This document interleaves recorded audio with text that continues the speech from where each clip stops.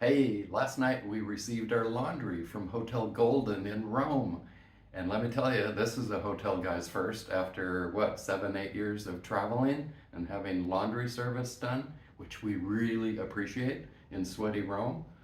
Okay, here we go. Now, my son Levi says, Dad, try to be positive.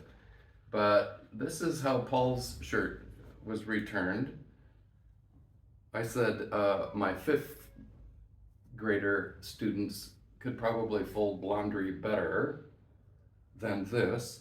Here's one of my favorite shirts. Uh, yeah. So I could go on and on. Oh, here's Paul's shorts inside out.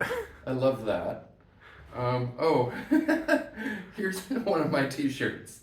You're kind of getting the picture. We paid €30 for a full bag of laundry, which temperatures at 99 degrees, we're putting on new clothes every day. Uh, I don't know. Maybe sweating into them will take the wrinkles out. I don't know. I'm trying to be positive, as Levi would tell me. Be positive, Dad. But here's Paul's Egypt shirt. Now, in comparison, in Egypt, they put paper lining inside even some of, like, a sleep t-shirt that Paul had laundry done.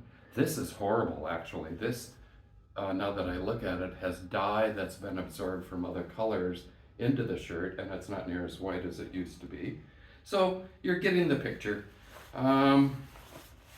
Now, the only comparative is in Myanmar, and we laughed this morning because we had laundry done that came back nicely folded, but oh my gosh, the smell was so toxic. We decided that they were washing it in like the creek out back near where we were staying in Myanmar. So, yeah, that's our laundry update. This is always wrinkled, but it works itself out, just like we're trying to work this out.